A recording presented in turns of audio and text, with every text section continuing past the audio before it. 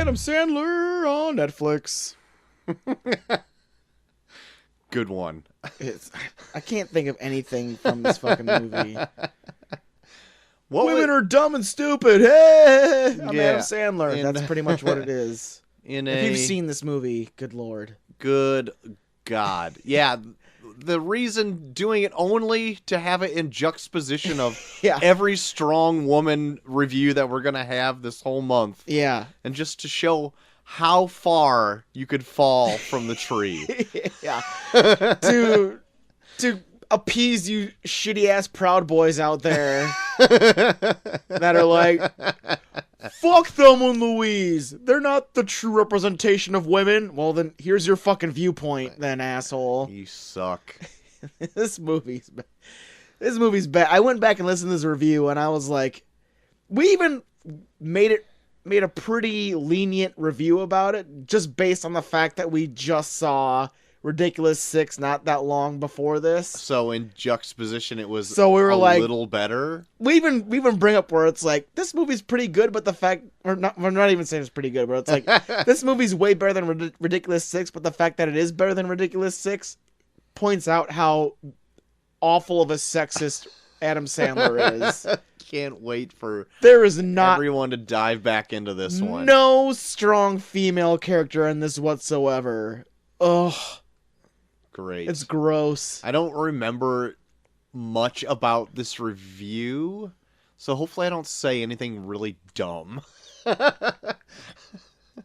You're pretty good in terms of it. Good. Like, I went back and listened to it, and yeah, I know I'm always really hesitant about like going into our super old reviews, because this is like back in 2016 that we did this one, and I'm like, oh man, I said some stupid shit in some of our shows back when we were like, not when we were even first starting out, when we were like back when it was like PC wasn't like super on our minds when we were doing these shows. Oh, sure. Where I'm like, oh, I hope I don't say anything too bad. We're pretty good on this one. Good. I That's made sure very of good.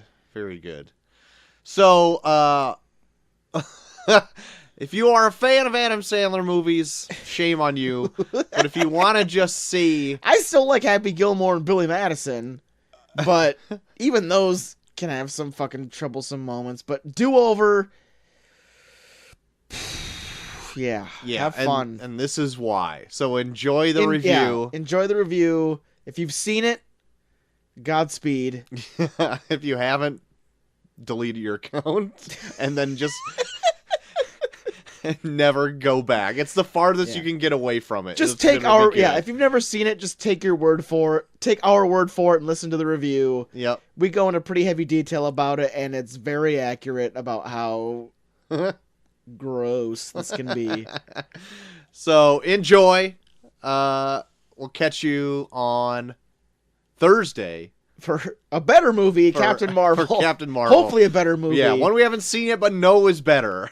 We know, we know it's already better than Do-Over. So yeah, check out our review of Do-Over starting right now. That brings us in to our main topic of the evening. Main topic.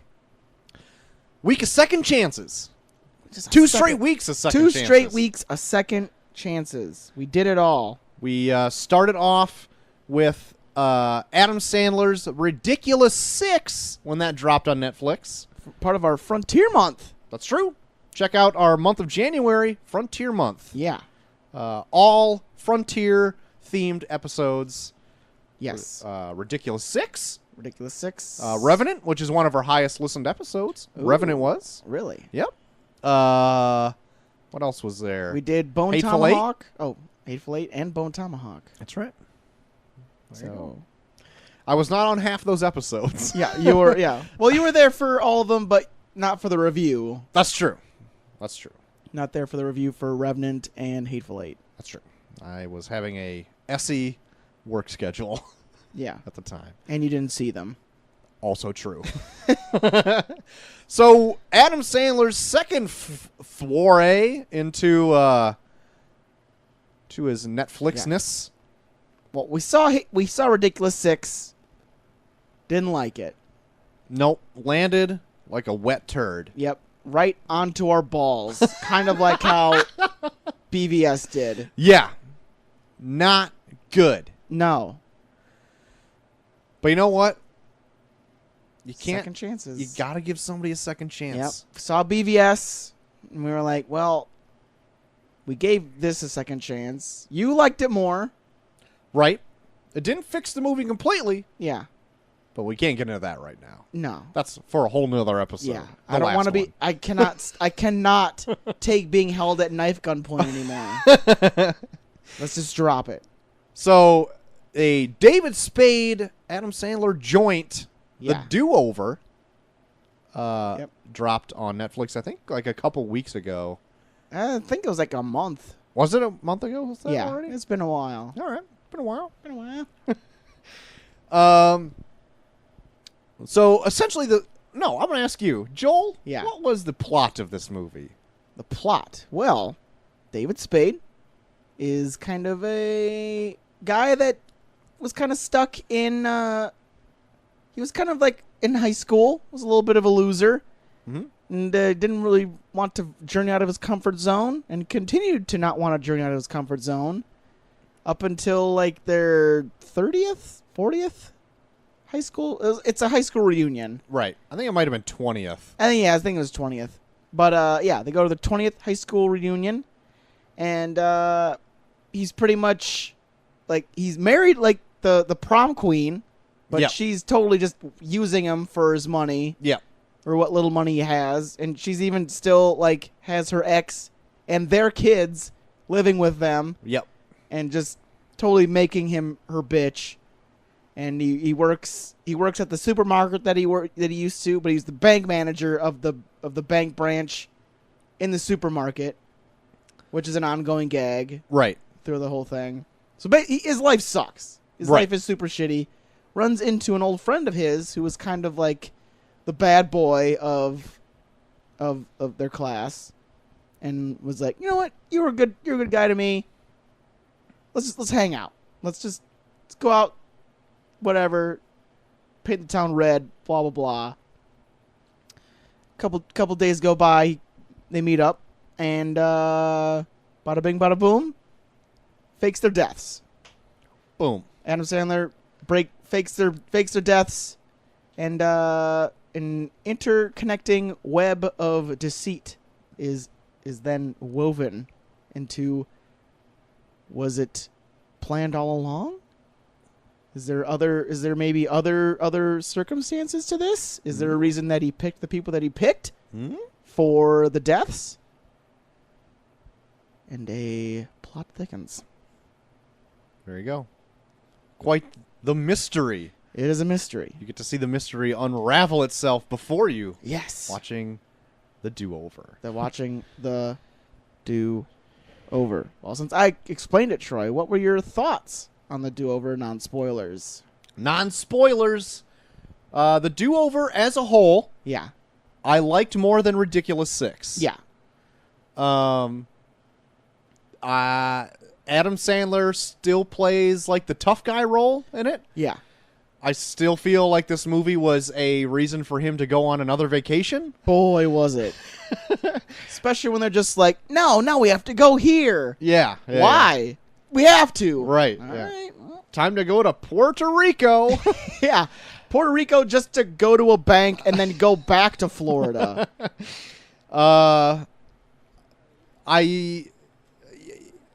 I recently watched Tommy Boy and Black Sheep again. Yeah. And I really like David Spade in that. Yeah.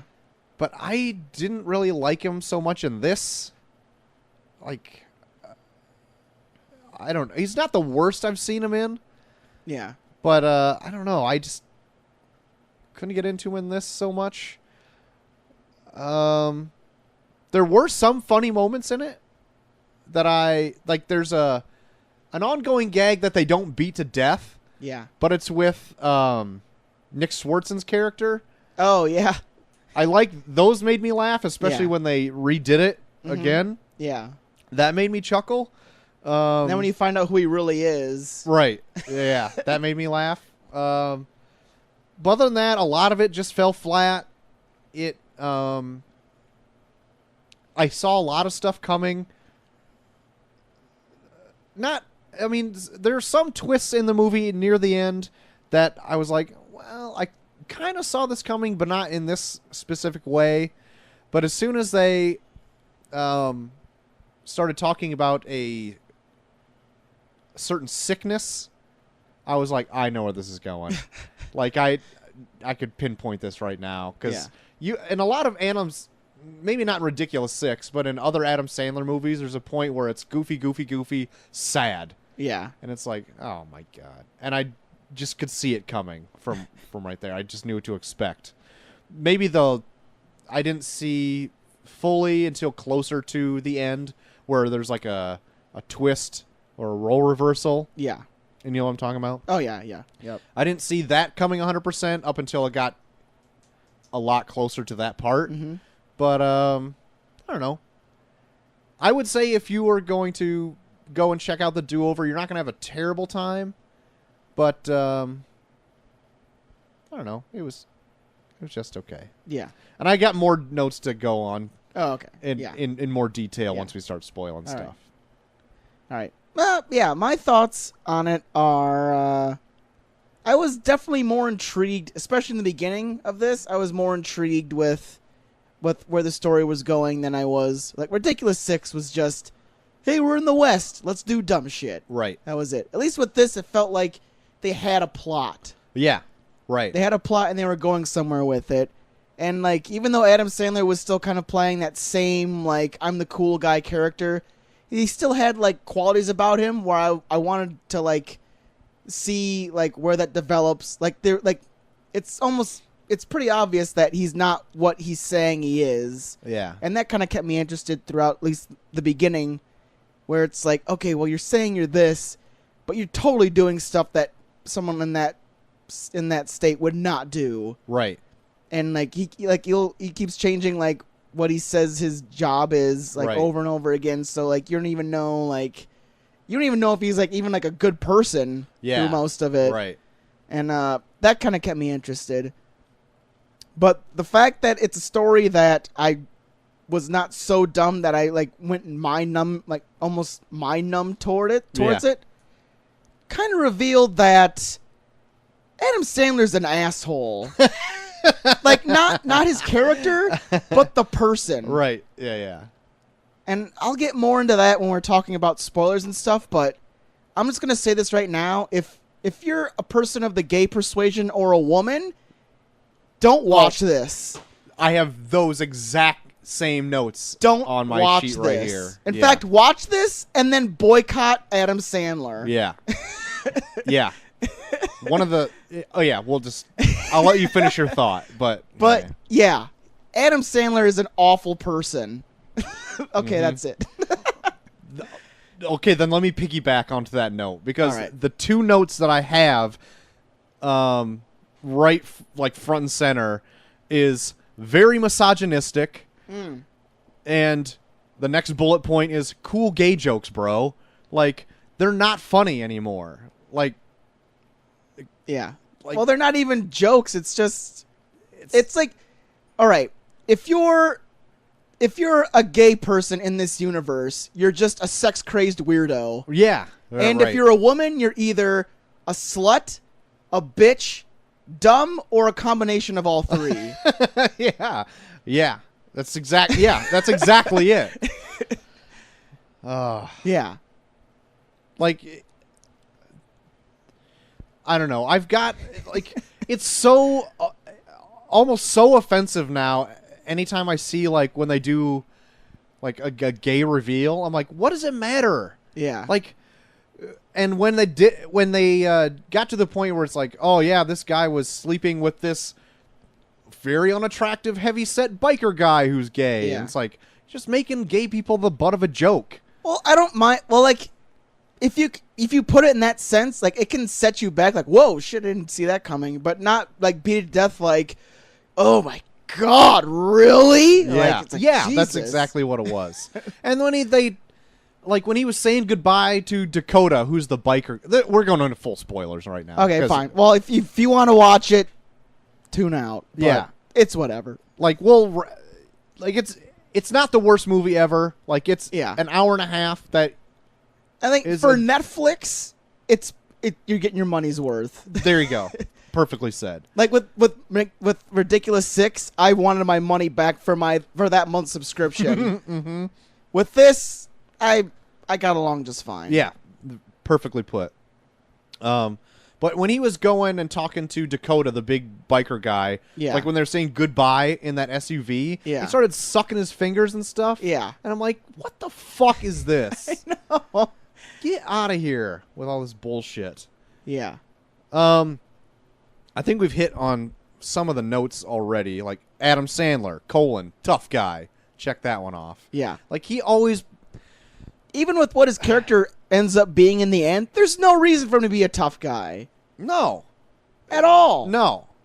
Like, for what he ends up being, he shouldn't even be that good with guns. And he's amazing with them in this. I know. And, like, when he is first introduced in the movie, he says he's an FBI agent. Yeah. Which I feel like the actions that he goes through in this movie, I'm like, sure, he could be an FBI agent. Yeah. But when he's finally, like, whittled down to when it just says, like, what is he, a guidance counselor or something like that? Or a parole officer or something? Yeah. Like, I was waiting for, like, the part of, like, the backstory where it's like, and then he got all this training to prepare for this, and they never said it. And then it's like, yeah, there's no way he can do any of this shit. Like, he knows how to, like, infiltrate, like, things that no normal person should know how to infiltrate. Right. Like when they're actually in Puerto Rico and, like, those hitmen come or those goons come, he just comes out guns blazing, takes all of them down. Yeah. And you're like, what the like, I can't remember if that at that point you didn't know he was FBI yet. No, I don't, until, like, the very, very end, like, near the very end is when they, like, kind of reveal his whole backstory. Yeah, but they're, before that, they reveal, like, he's not FBI. He said something like he was a coroner. Oh, like, yeah, that's how he was bodies. a coroner. Yeah. But he's even not then, coroner but, either. like, you're still kind of at that state of mind where you can't really put your finger on who he really is, because he's all over the place in terms of, like, he'll say one thing and do another thing. Yeah. So you're not even really sure, like, what his whole story is. Right. Anyway, total tough guy, and we'll get to his full story as we naturally progress through the movie. Yeah. My next note is, sorry, Corona, for sponsoring this movie. Make sure the label's out. Budweiser and Bud Light. Oh, really? I caught more Coronas in this than... There's a lot of... Well, I think Corona's, like, owned by, like, Bud Light maybe or something. Oh, that could be But true, that fucking scene where he goes to his boat and he's like, oh, my God, you bought a Bud Light party pack? Yeah. I forgot about that. I just noticed every time that they were drinking, like, down when they're in, like, Puerto Rico or Florida or whatever, they're always drinking Coronas. Oh, yeah. And the label is always facing out. And I'm like, oh, that's my for God. Sure. But, yeah, it was the worst product placement. Oh, my God, I can't believe you bought a Bud Light party pack. Who says that? No, nobody. David Spade does in this movie. Yeah. Oh, my God. What a freaking joke. I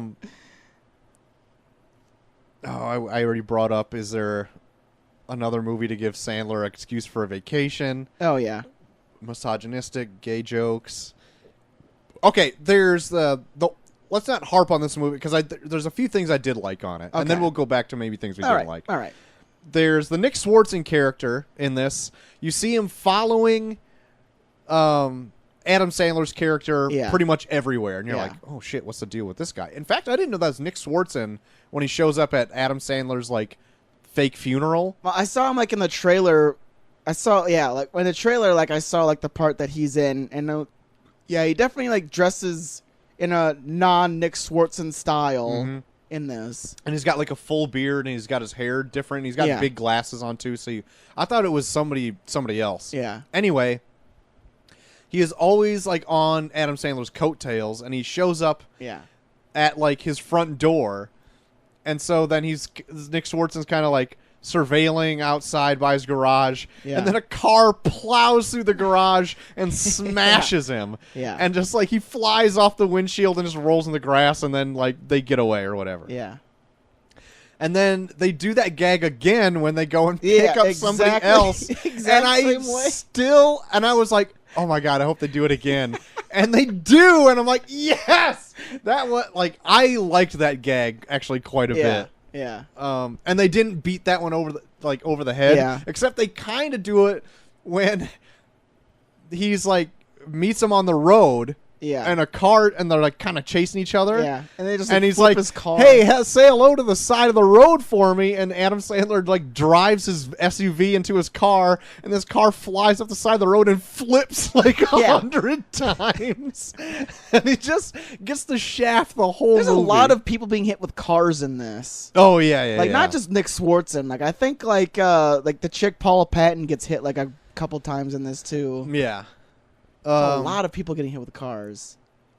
But anyway, it turns out Nick Swartzen is not even that big of a threat. Yeah. He works for American Express, or does? Well, he says that he does. I liked that more than how it ends up being. Like he starts out I didn't saying really that follow that. he starts out by saying that he works for American Express because before Adam Sandler died, he maxed out all of his credit cards and like got all the money and cashed out all the money for it.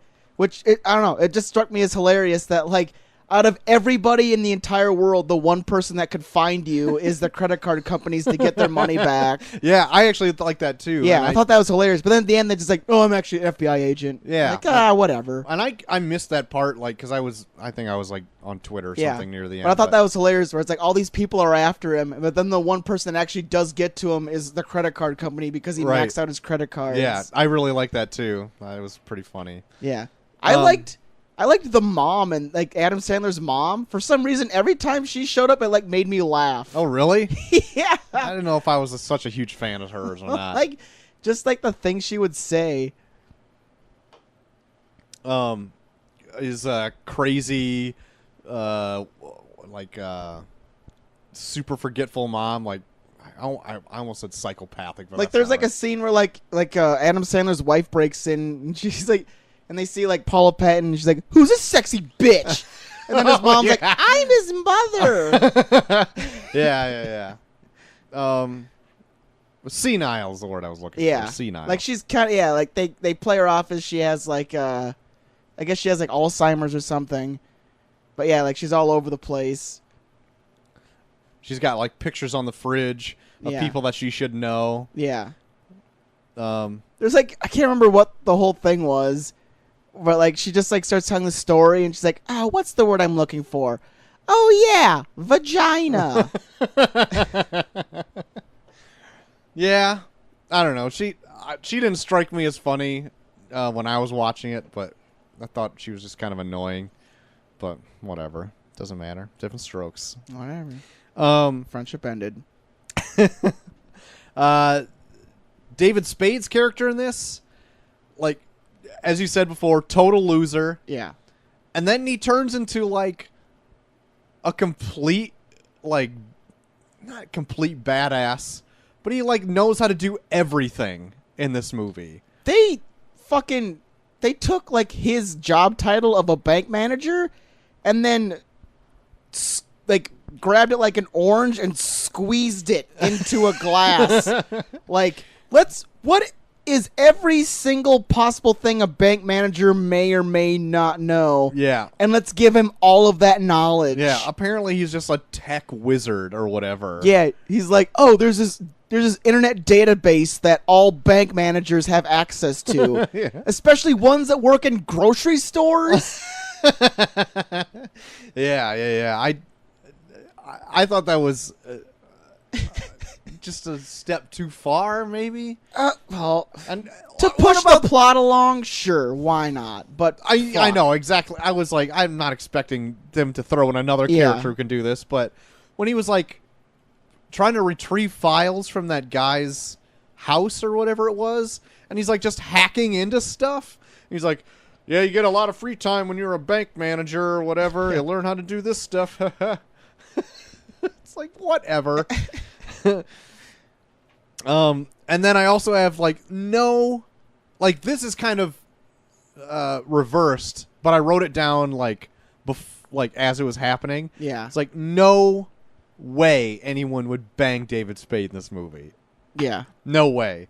Because at one point they are both David Spade and Adam Sandler masquerading as two other people because they faked their deaths. Yeah. And they're masquerading now as these two other people down in Puerto Rico. Yeah. And one of them had a wife. Yeah.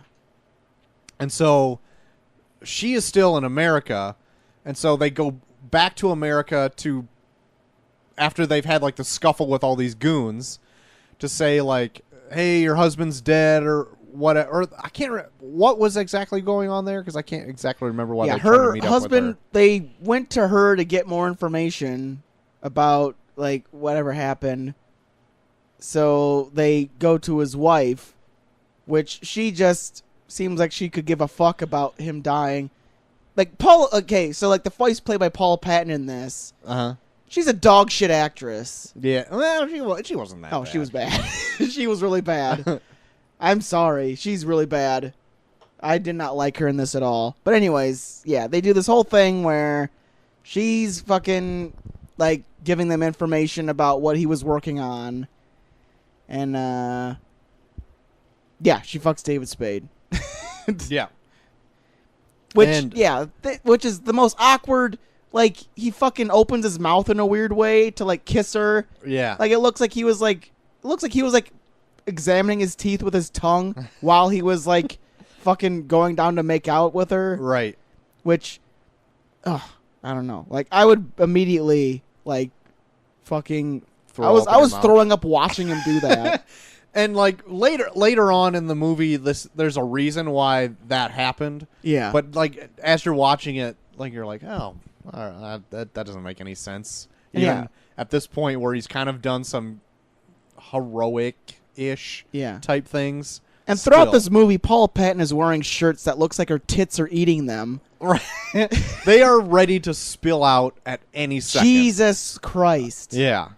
I could almost imagine there was probably like a boob fluffer on set. It was like, cut. They're not almost completely out of her shirt. We need to pull it down, and they spent $1 million easy on boob tape. Yeah, $1 million alone on making sure that her tits were impossibly spilling out of a shirt.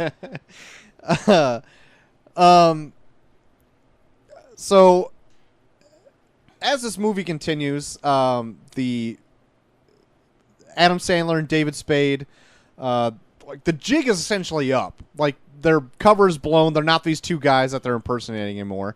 One of the guys is a doctor.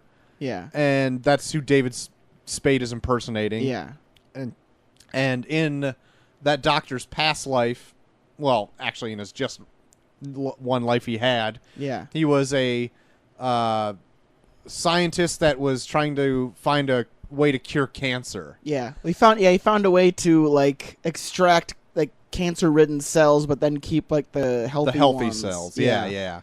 And that was, as soon as that was like heavily implied as like a plot point, and I'm like, oh, I know where this is going now. Like, because then it turns out, do you want to get to this point right now? Yeah, sure. That Adam Sandler's character has cancer. Yeah.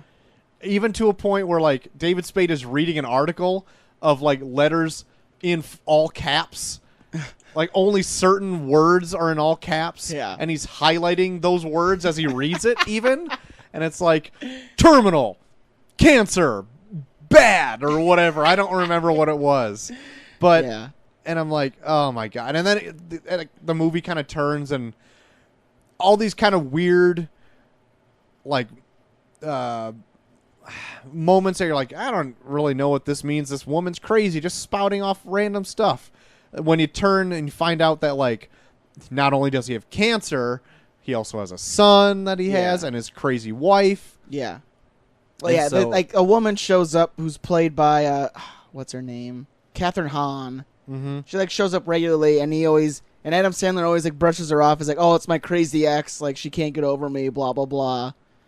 And then it turns out that she's his wife, and she's like known about this plan, has been trying to like get him to come back to his family. Yeah. And but yeah, like the minute I found out that it was Adam Sandler who was trying to save his own life, I was just kind of like, yeah. Now your character seems like an asshole. Yeah, like it was like for something like if it was for his boy. Yeah, like if his son had cancer, then it seemed like more of a noble cause. But it's like you're dragging all these people through this horrible shit to save your own life. Yeah, and before this, you've just done horrible shit. I don't even kind of want you to live, to be honest. I thought that exact same thing. But anyway, that was one of the twists that I saw coming after. Like, there's that random scene, like, before they even, like, do the whole thing where they fake their own deaths, where they're on that boat, and they get those, like, women to, like, show their tits, and then, like, they're like, hey, show us your junk, ooh, we're slutty. And then, like, so, like, David Spade shows them their dick, and then they start laughing. And then out of nowhere, Adam Sandler just, like, shoots them with a fucking, like, with a fucking... a flare gun. Flare gun. And almost, like, they jump into the water out of their boat, and they're probably drowning to death. And they're just like, ha, look at them! Like, what the fuck? Like, there's a split second there where I was almost kind of into it, thinking that there was, like, David Spade's, like, so desperate to get out of this life that he has that he's, like, totally, like, overlooking the fact that Adam Sandler's a fucking sociopath. Because there was that scene, and there was that one scene where, like, they catch a fish, and like Adam Sandler just spends a little too long bashing its head in, and he's just like staring at it like horrifically as he's covered in blood. Yeah. And I was like, oh man, this might actually be like kind of like a decent premise where it's like, oh yeah, I'm totally on board. I want to get out of this life. And then it's like, yeah, there's some good stuff, but holy shit, is he fucking crazy? Yeah, he's a wackadoo. Like, yeah. That would have been more interesting. Like, he's just a crazy person. Oh my god. But it wasn't. No, it's not. He's actually a sane family man. And that was all done for laughs.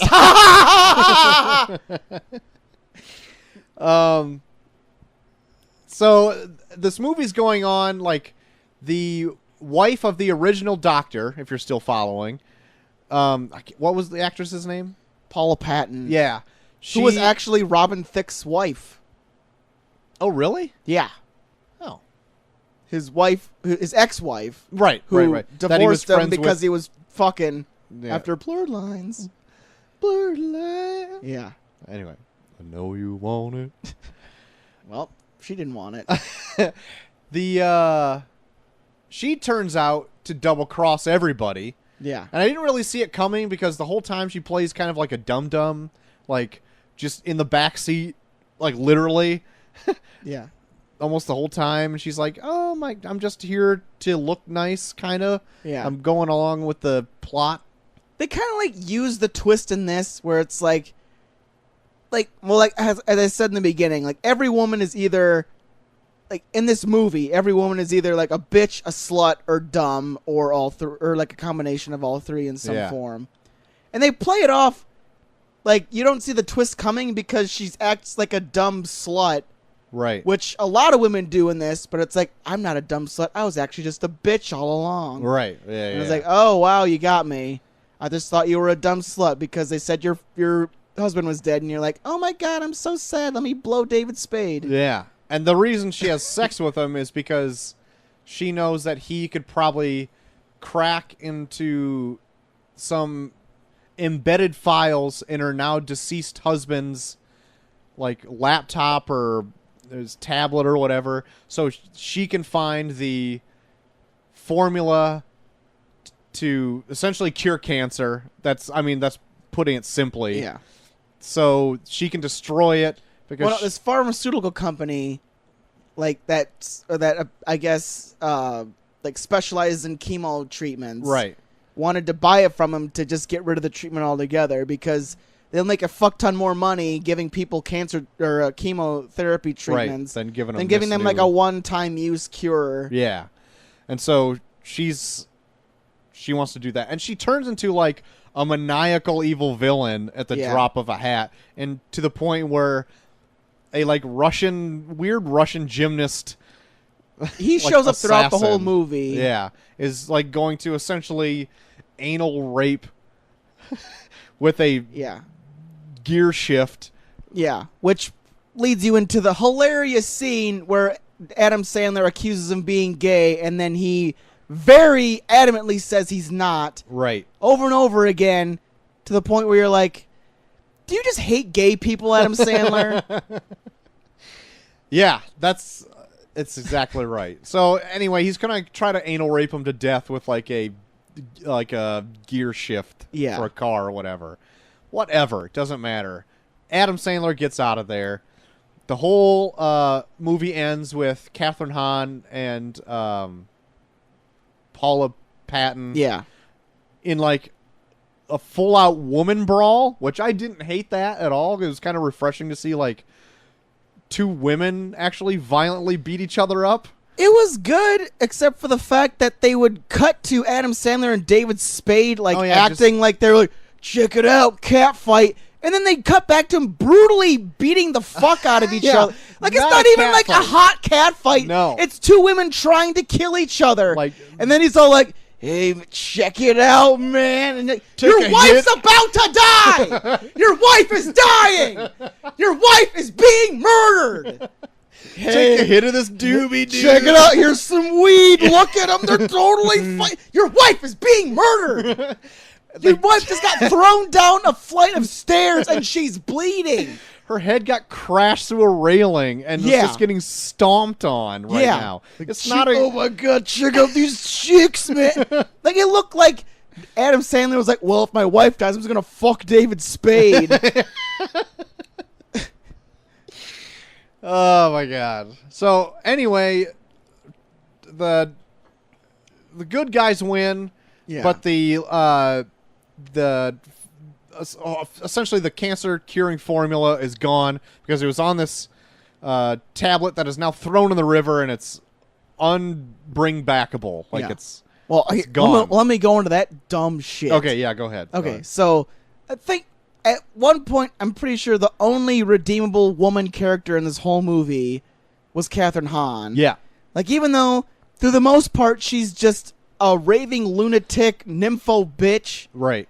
Through the most part, and you're just like, oh my God, this is a crazy ex-wife, or this crazy ex-girlfriend. And then they have, like, a scene where she kind of, like, pours her heart out where it's like, look, I know he's dying. I just want him to spend his last moments with me and my son. Right. And, like, whatever. And you're like, okay.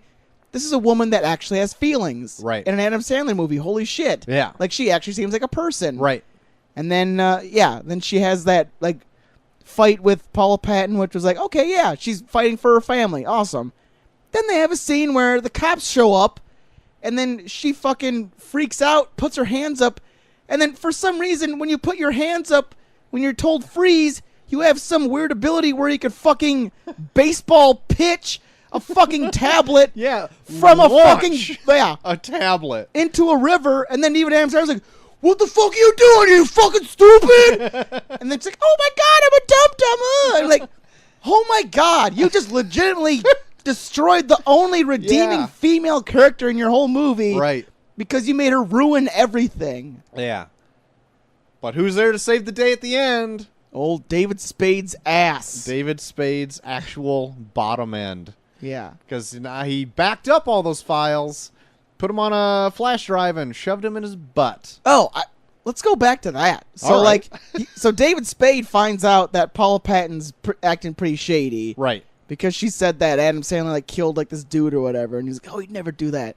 So, he shows up to the meet with her, knows that she's shady, not even, like, confronting her on what happened or whatever, just starts beating the shit out of her. Yeah, like, I had a problem with this at first, but Paula Patton overpowers him.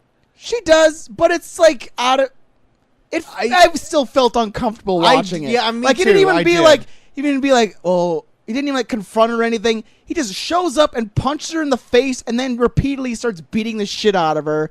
Granted, she does overpower him, but then it's like, wow, this feels like. It has like that where it's like, if you feel like a woman's like fucking you over, just start beating the shit out of her. Yeah. I know exactly what you're like. Saying beating the shit out of her is an overstatement because he tries to like punch her twice, and then she essentially just like she doesn't even fall over. She like stands up from holding her stomach and then just whoops the shit out of David Spade essentially. Yeah, and like, but it still like sends a message I know, where it's I know if you exactly think a woman's fucking you over, beat the shit out of her, man, because she deserves it. If it was anybody else but David Spade, I'd have more of a problem with it because he's such a small man. But I I'm split on that one. I feel uncomfortable watching it, but at the same time, this woman still kicks the shit out of this scrawny little guy. So I'm like, I don't know what to think about it. I don't know. I felt really weird watching it. Yeah. I was like, Jesus Christ. Didn't even tell her Dylan why she was doing it. Right. He was just like, I would have felt better if he shot her. Yeah, he just shot her. He just like walked up. He just walked up and like gave her the tablet and then just punched her in the stomach. And then just started fucking repeatedly punching her. Like, Jesus Christ. But at the whole time, David Spade had a backup in his butt, and then the whole world's saved. Everyone's happy. Yeah. Da. Sure. The end. Yeah. It's... Mm-hmm. There's a little more loose ends in the whole movie than that, but that's essentially what the plot is. All right. You have any other... The only other note I have is, like, how'd you like the new Bro Country soundtrack? Holy shit, yeah, I was about to say that. I have a note that says, so much country music. And it's all just, like, these country songs where it's, like, laying on back in the river, getting sun, drinking beers. Yeah. Like, especially holy shit. during that, like, yacht scene. Yeah. It's like a new country song that's on like the radio now. I hear it at work all the time, and I'm like, oh my god! And then the credits they had another one too, and I'm like, oh my god. Yeah, this was totally sponsored by. That's like a perfect genre, bro country. It is. Yeah, It is. It totally fucking is. Yeah, bro country. That's amazing. Yeah, it's definitely that. There were scenes with like Spade and Sandler where like I did like their chemistry. Like you can definitely feel that they're friends.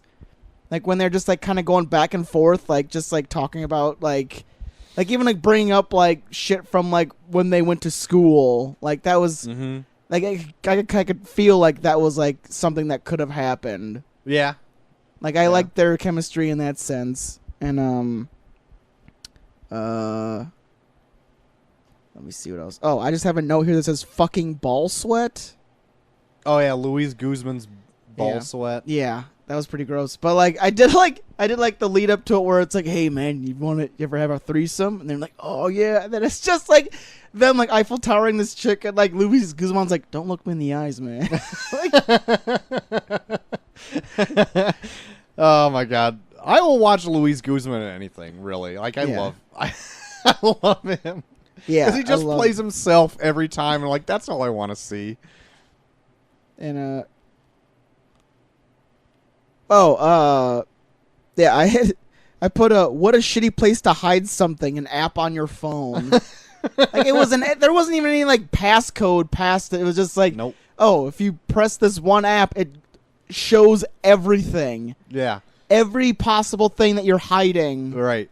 So if you wanted to like play that app on that tablet. Oh, well, what is this? A formula for curing cancer. I don't care. I just want to play Jenga on your phone. Yeah, I don't know how that even works.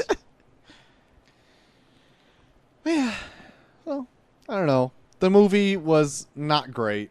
But as you said before, like if it's your money's worth for a Netflix feel like subscription. If this was in like the hands of a more competent filmmaker, like I feel like this could have been made in a way where it would have been a lot more interesting. But right. You know what? Before I lose my train of thought, sorry to interrupt, but like, even though it's a sappy part when you find out that Adam Sandler has cancer, and they kind of do like the flashbacks in which they show like where now these kind of out of context lines make sense. Yeah, I kind of like that part. Yeah, but I don't know. Like it's like a small little gem out of this. You have to dig through. Plus, like a lot of the lines just could have been anything. I don't know. It felt weird.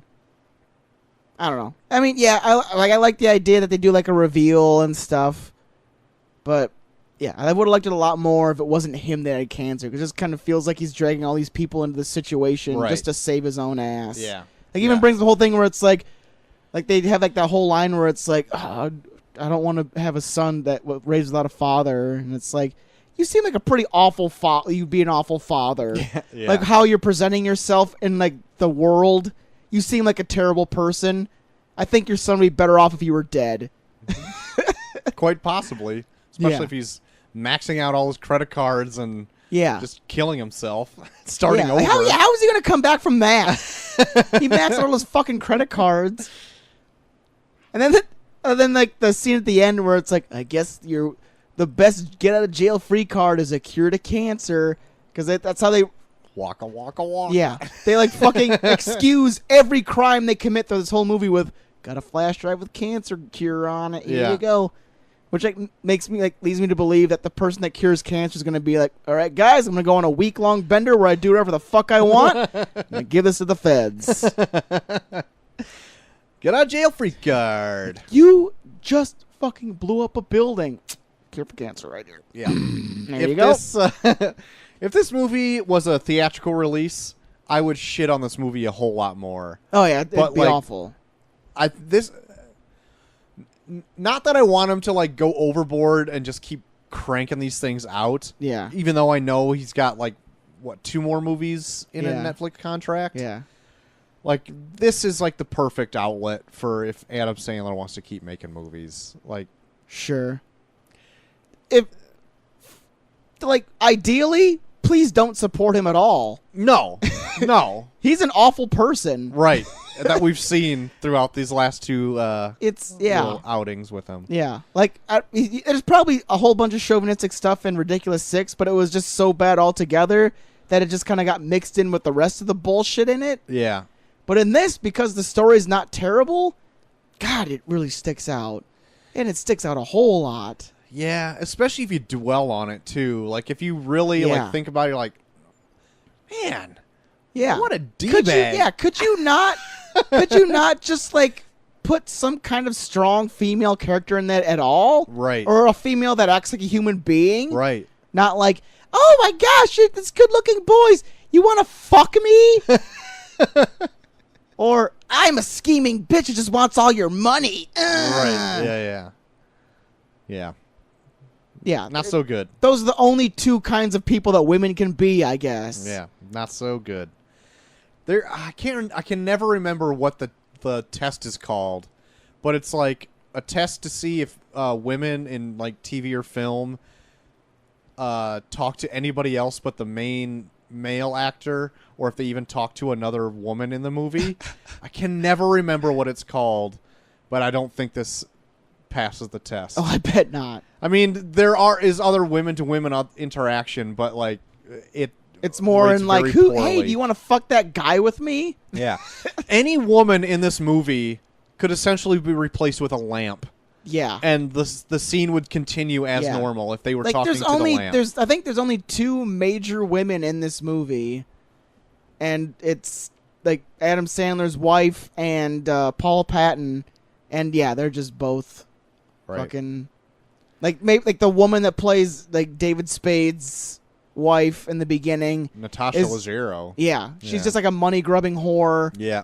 And then Paula Patton is like a woman posing as a dumb slut who ends up being a bitch. Right. And then Catherine Hahn is just like some sex crazed nympho who just does something really dumb at the end. Right. Who totally reneges on her character at the very last second. So enjoy it, women. This is for you. Women power. Yeah, there you go. So, well, there you have it. The Do-Over. Yeah. I don't think we're giving Sandler any more second chances. I'm not. Yeah. I'd feel dirty if I support him anymore. Like the only reason we did this because we had nothing else. Yeah. I feel like he's just an aging frat boy. Like it feels it feels like this is like a movie like a frat put together. Yeah. That's like 100% like right on the head. It's too bad. It's too bad. Hey, thanks for listening. If you want to join us on social media, do so at ReviewReviewPod on Twitter. If you happen to be a Facebooker, do that at ReviewReviewPod on Facebook. You can find us at our host site at reviewreviewpod.podbean.com, but you don't have to listen to just there. We are also on a multitude of platforms such as Google Podcasts, Alexa devices, Stitcher, and Apple Podcasts. If you happen to be an Apple user, rate and review us there, because if you like the show, that helps other people find the show as well. If you want to write in, do so at reviewreviewpod@gmail.com. Thanks for listening again. We'll see you next time. And we're off.